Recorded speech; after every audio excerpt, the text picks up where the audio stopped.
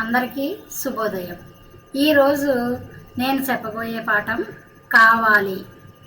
చూడండి, చిన్నపిల్లవాడు పుట్టిన దగ్గర నుంచి మొట్టమొదటి నేర్చుకునే ఇదే ఏంటంటే కావాలి అని అడగడం. చూడండి, చంటి పిల్లాడు మాటలు రావు, అప్పటికప్పుడు పుడతాడు. పుట్టిన వెంటనే వాడు ఏడుస్తాడు. ఏం కావాలని? పాలు కావాలని అడగడం. నోటితో అడగకపోయినా వాడు ఏదో ఒక విధంగా నాకు ఇది కావాలి అని వాడి యొక్క కోరికని తెలియజేస్తుంటాడు. ఇక్కడ ఈ పాఠాన్ని కూడా కావాలి అని మనకి పేరు పెట్టారు. ఏం కావాలని అడుగుతున్నారో, పిల్లలు ఎలా ఉన్నారో ఏమిటో తెలియజేస్తుంది. దీన్ని రచించిన వారు చింతా దీక్షితులు అనే ఆయన దీన్ని రచించారు. కావాలి కావాలి, చందమామ కావాలి, నక్షత్రాలు కావాలి, కొండకనిచ్చిన వెయ్యాలి, కొండ నేను ఎక్కాలి, ఎక్కి చుక్కలు కొయ్యాలి. ఇక్కడ ఒక అబ్బాయి ఉన్నాడు. వాడు ఏం చేస్తున్నాడు? కావాలి కావాలి, చందమామ కావాలి. చిన్నపిల్లలు ఏంది, ఆకాశంలో అమావాస్య రోజున చక్కగా అమావాస్య చీకటిని చూసిన తర్వాత పౌర్ణమి వచ్చేటప్పటికి చక్కగా వెన్నెల చిందిస్తూ ఉన్న చందమామను చూసి ఆ చందమామ కావాలి కావాలి అంటాడు. మన రామాయణాన్ని చూసినట్లయితే రాముడు కూడా, అంత గొప్ప వ్యక్తి అయిన రాముడు కూడా తల్లిని అడిగేట, అమ్మ నాకు ఆ చందమామ కావాలి, ఇస్తావా అని. అలాగా పిల్లలందరికీ ఆ చందమామను చూస్తే చక్కగా ఆకాశంలో అలా మెరుస్తూ అందంగా కనిపించేటప్పుడు దానికి కావాలని అనిపిస్తూ ఉంటుంది. అలాగే ఈ అబ్బాయికి కూడా చందమామ కావాలని అని అనిపించింది. నక్షత్రాలు కావాలి, ఆకాశంలో చక్కగా మెరుస్తూ ఉన్న నక్షత్రాలను కావాలని అడుగుతున్నాడు. కొండకు నిచ్చెన వెయ్యాలి. మరి నక్షత్రాలు చందమామ కావాలనుకోండి, ఎలా వస్తాయి? మనం దాన్ని కిందకి దించాలని ఈ అబ్బాయి ఏం చేస్తున్నాడు? కొండకు నిచ్చెన వెయ్యాలి. ఎక్కడో ఆకాశంలో ఉన్నాయి కాబట్టి నక్షత్రాలు, కొండకి నిచ్చెన వేసి కొండ నేను ఎక్కాలి. ఆ కొండని ఎక్కి ఏం చేస్తాడు?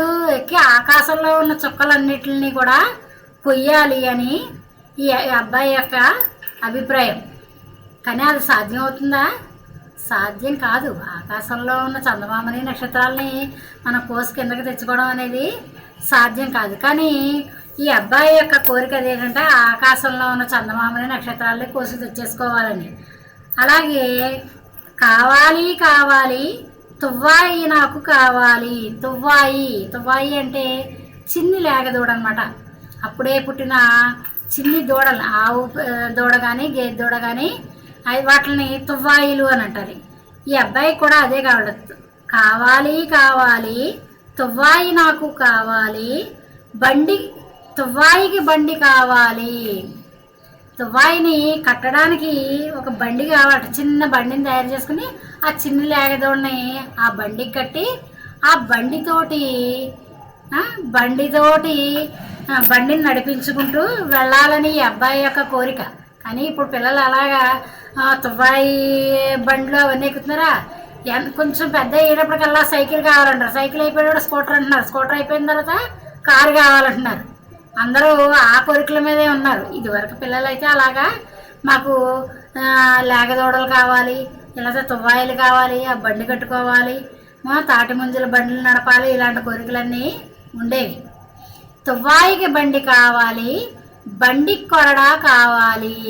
కొరడా అంటే ఒక కర్ర ఉండి దానికి చివరన తాడు ఉంటుంది. అది ఎందుకు ఉపయోగిస్తారంటే రైతులు ఎడ్లను తోలడానికి ఈ కొరడాను ఉపయోగిస్తారు. ఆ కొరడాతో ఒక దెబ్బ కొట్టేటప్పటికి దానికి సర్రమని దెబ్బ తగిలి టకటకా స్పీడ్గా పరిగెట్టేస్తుంది ఎద్దులు. అందుకని గుర్రబండ్లు కానీ ఎద్దుల బండి తోలే వాళ్ళ చేతిలో ఈ కొరడాలు అనేవి ఉంటాయి. ఈ అబ్బాయి కూడా బండి నడపాలనుకుంటున్నాడు కదా, ఈ లేగదోడలతోటి కట్టిన బండిని నడపాలనుకుంటున్నాడు కాబట్టి నాకు బండి కావాలి అని అడుగుతున్నాడు. కొరడా కుచ్చులు కావాలి. ఆ కొరడాకి చివరిని చక్కగా మెరిసే కుచ్చులు కావాలంటున్నాడు. ఆ చూడడానికి ఆ కొరడా చాలా అందంగా ఉంటుంది ఆ కుచ్చులతోటి. నేను బండిని తోలాలి. నేను ఆ కొరడా కుచ్చులతోటి ఆ బండిని తోలుతాను. ఈ కొరడాతోటి నాకు లేగదూడ కావాలి, తువ్వాయికి ఏమో బండి కావాలి, కొరడా కావాలి అని అడుగుతున్నాడు. అలాగే కావాలి కావాలి పువ్వులు నాకు కావాలి, బంతి పువ్వులు కావాలి, ఎర్రటి పువ్వులు, పచ్చటి పువ్వులు, తెల్లటి పువ్వులు, నీలం పువ్వులు, పువ్వులు నేను కొయ్యాలి. ఈ అబ్బాయికి పువ్వులు కావాలంటున్నాడు. ఎలాంటి పువ్వులు కావాలట? బంతి పువ్వులు కావాలట, అలాగే ఎర్రటి పువ్వులు కావాలట, పచ్చటి పువ్వులు కావాలట, తెల్లటి పువ్వులు కావాలట, నీలం పువ్వులు కావాలట. ఈ పువ్వులన్నీ నేను కొయ్యాలి. ఎవరో కోసి ఆ అబ్బాయికి ఇచ్చేయడం కాదు, ఆ అబ్బాయే కోసుకుంటాట. పువ్వులతోటి చుక్కలతోటి దండను నేను గుచ్చాల. పువ్వులన్నీ కోసుకొచ్చి చక్కగా ఆ పువ్వులతోటి చుక్కలతోటి ఆకాశంలో ఉన్న నక్షత్రాలు ఇందాక అడిగాడు కదా, ఆ నక్షత్రాలతోటి ఈ పువ్వులతోటి దండలు గుచ్చి బండిలోన పెట్టాలి. ఆ బండికి చక్కగా పువ్వులతోటి నక్షత్రాలతోటి అలంకరించాలని అబ్బాయి యొక్క కోరిక. మనం ఇక్కడ భావం కూడా ఇచ్చాడు, చూద్దాం చూడండి. నాకు చందమామ కావాలి, చుక్కలు కావాలి, కొండకు నిచ్చెన వేసి కొండపైకి ఎక్కి చుక్కలను కొయ్యాలి. నాకు తువ్వాయి కావాలి, బండి కావాలి, కొరడా కావాలి, కొరడాకి కుచ్చులు కావాలి, ఆ బండిని నేను తోలాలి. నాకు రంగురంగుల పూలు కావాలి, పూలను నేను పోయాలి, పూలను చుక్కలను కలిపి దండగుచ్చాలి, ఆ దండలను బండిలో పెట్టుకోవాలి. అదేవిధంగా 69వ పేజీలోని పద్యాన్ని గురించి కూడా ఇప్పుడు మనం నేర్చుకుందాం.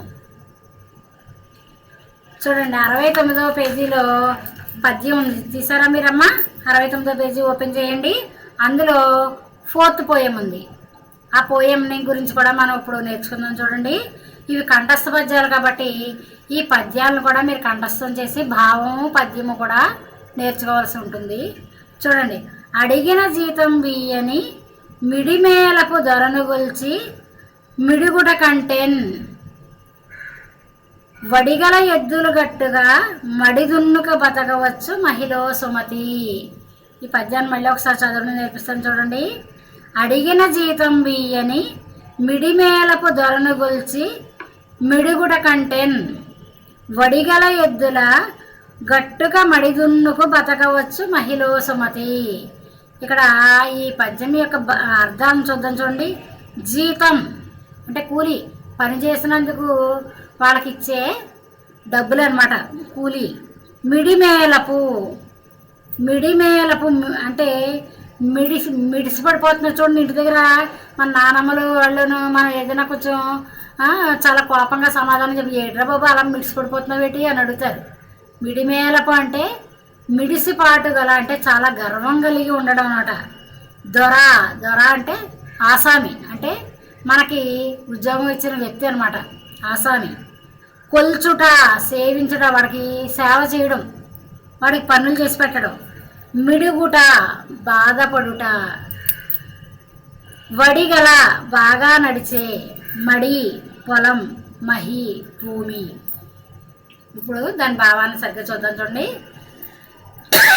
అడిగిన జీతం బియ్యని మిడిమేలపు దొరనగొల్చి మిడుగుట కంటేన్. మనం ఏదో ఏ పనైనా ఎందుకు చేస్తాం? డబ్బులు వస్తాయి కదా, డబ్బులతోటి మనం సుఖంగా జీవిద్దామని ఏ పనైనా చేస్తాం. అడిగినా కూడా కూలీ ఇవ్వని ఆసామిని సేవించడం కంటే, మనకు డబ్బులు ఇవ్వకుండా ఎన్ని నెలలైనా పని చేయించుకుంటూ ఉన్న ఆ వ్యక్తి దగ్గర మనం పని చేయడం దండ కదా. బాధపడడం కంటే మనం బాగా నడిచే, అంటే బాగా పనిచేసే ఎద్దులతోటి పొలం దున్నుకుని వ్యవసాయం చేసుకుని హాయిగా బతకవచ్చు అని ఈ పద్యం యొక్క భావం. అంటే ఏంటి? మనం డబ్బులు ఇవ్వని ఉద్యోగం చేయడం కంటే కూడా శుభ్రంగా 2 ఎద్దులతోటి పొలం దున్నుకుని వ్యవసాయం చేసుకుని బతకడం మంచిది అని ఈ పద్యం యొక్క భావం. ఇది పద్యాన్ని భావాన్ని కూడా చక్కగా అందరూ చదవండి. దీన్ని నేర్చుకుని ఎగ్జామ్లో దీని యొక్క ఆన్సర్ని రాయండి. ధన్యవాదాలు.